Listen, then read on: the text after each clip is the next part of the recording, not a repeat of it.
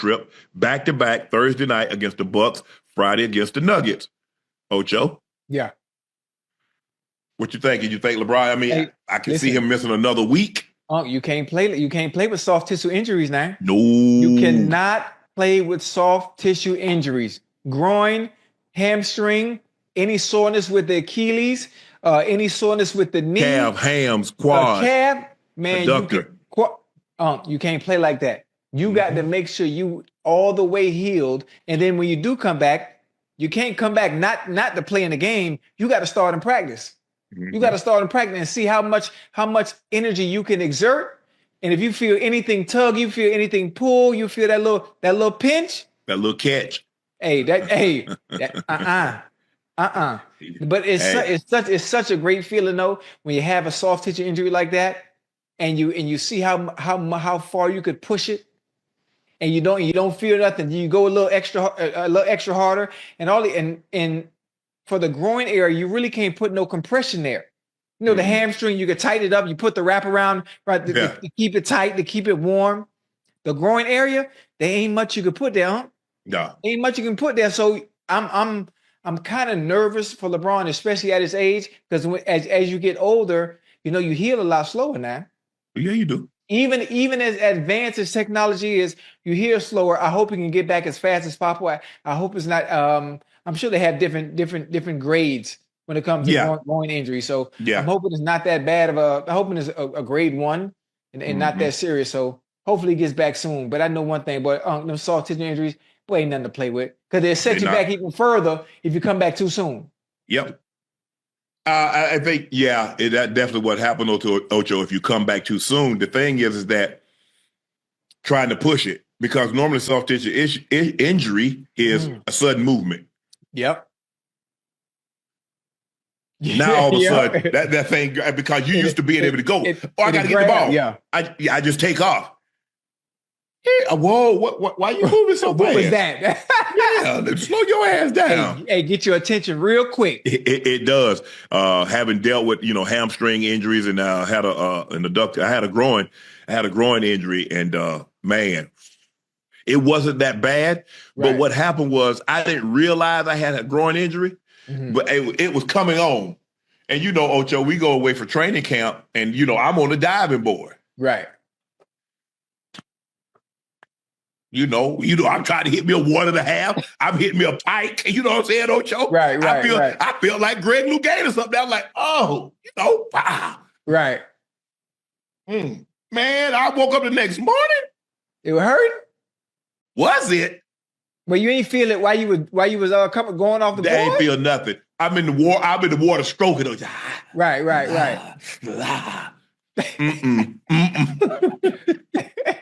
Man, it wasn't that bad. I missed like 2-3 days of practice, and I was good to go. But don't play with them groins.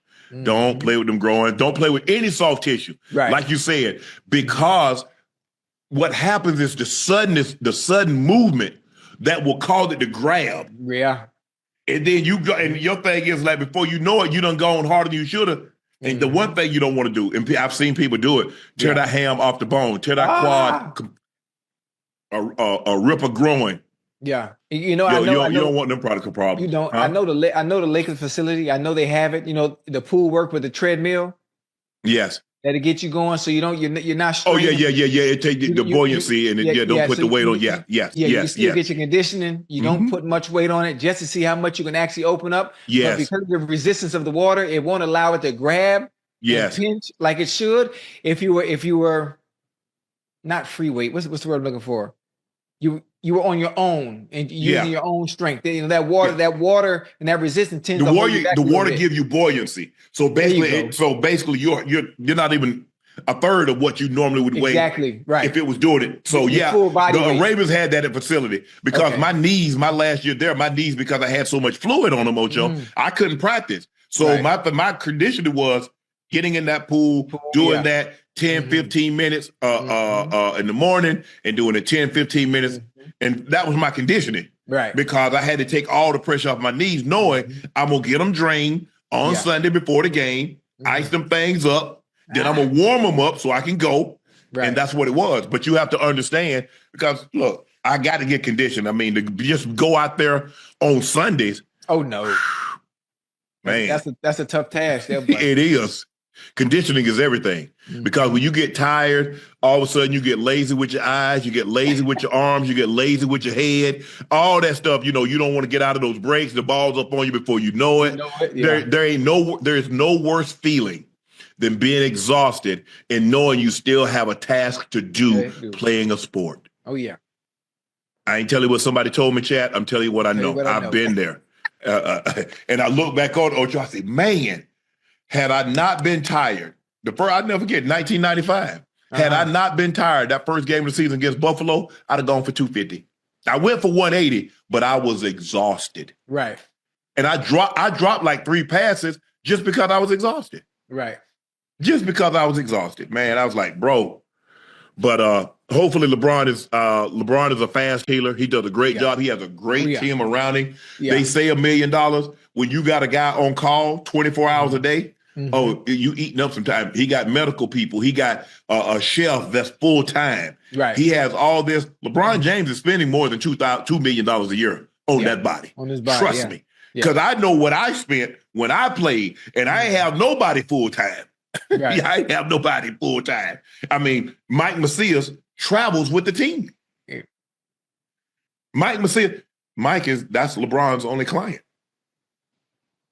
Do you know? Because, Ocho, I don't know if you ever had a massage therapy or anything like that, masseuse or massage therapist or whatever you call them. But when I would bring mine from Denver, and he would stay 3 or 4 days, I had to buy the whole book. Right. Because I'm calling him to miss the appointment. Yeah, you taking him away from his work. Yes. Yeah. So I got to pay.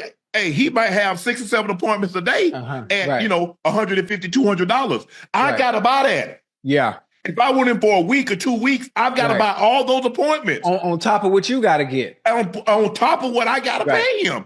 Hey, see that it's something wrong with me. I always players like Terrell Owens. Yeah. Terrell Owens was like you. Terrell Owens was like when it came to LeBron. Really took care of their body. Yes. Hyperbaric chamber, cold tub, eating right, doing everything necessary to make sure their body was on point. And then here go my crazy eating wrong. Eating McDonald's. Barely stretching in the when it's time for practice. I'm sitting there talking trash in the stretch line. Barely stretching. Get out there and just run. Never got hurt. Ask me how many massages I got in the 12-year NFL career. How many? Man, 2. I ain't like nobody touching me, man. I'm like, listen. I thought I used to argue with TJ, and when Terrell came to the Bengals, I'm arguing with him like, man, you don't need to do all that, bro. You don't have to do it. All they doing is breaking up the tissue and they creating scar tissue. And I really think it's a mind thing. I had my own thing because it worked for me. And because I never got hurt, never got injured, I felt I didn't really need it. Right. And I don't know. I used to argue with some of my teammates back and forth about getting massages. I did it 2 times. One time it was, I was a rookie. I said, you know what? I ain't doing this no more. And the last time I had a little pinch of my hamstring, just a little pinch. And I had the lady massage it out a little bit, put the acupuncture. Yeah. And then what you call them? It looks cupping, like needling, cupping. Yeah, they did the cupping after the needling. Ain't nobody ever touched me ever since then.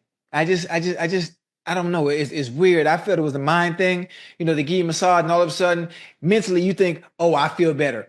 Nah, not really. I don't think so. Now, what I did do when I played the entire time, that cold tub. Oh, I love that cold water, boy. I get in the cold tub from the neck down. I do my 5-minute contrast, 5-minute hot, 5-minute cold, and I finish with the hot, hit the shower, and I'm good. Cold tub, that's what give you them babies. Cold tub increases your sperm count. Is that what? Is that Wally? It does. So that's what happened? What happened? Same thing happened. You putting raw meat on people. That's what happened. But it definitely increases the sperm. It definitely increases your sperm count. Well, actually, just to be honest, and listen, we family, and I like to share this with the family because we family, and like the kids that I do have, right? All of them, just blessings. And God is good, especially when it comes to them. But these were agreements. You hear me? These were agreements. So there's a conversation that's had. Like, listen, you athletic. I like your background. I've studied your film. You know, anybody I've dated, anybody I had kids from, I asked them, can I see some footage? You know, were you athletic? Did you play volleyball? Did you softball? Did you run track? Can you jump?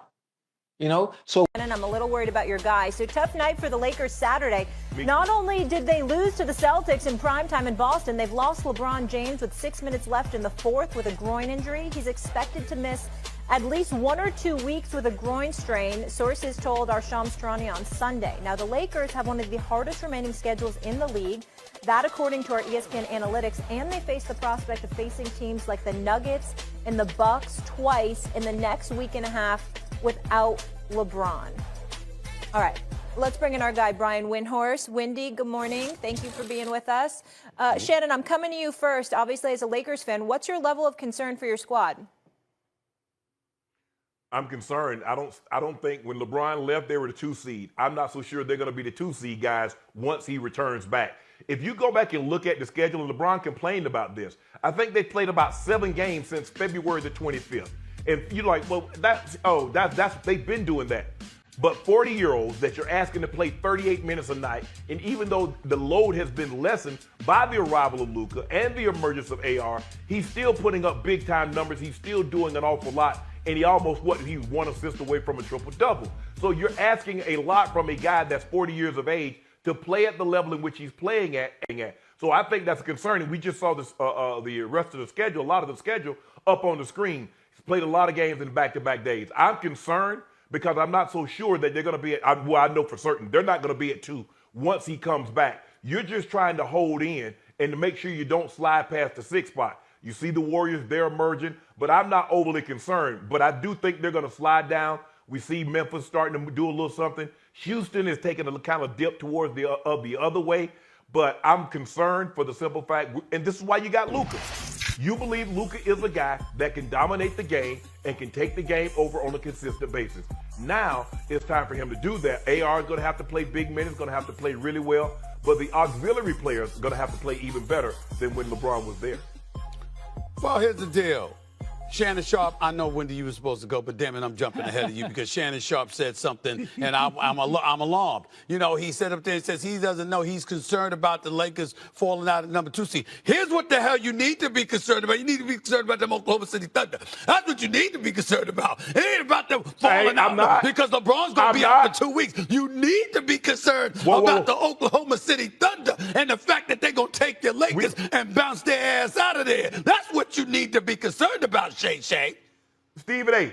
Whoa, Stephen A. Didn't I tell you a healthy LeBron, a reinvigorated Luka with AR. Hold on, can I say it for you? Matter. Can I say it for you? Can I say it for you? Yeah. OKC, what? US.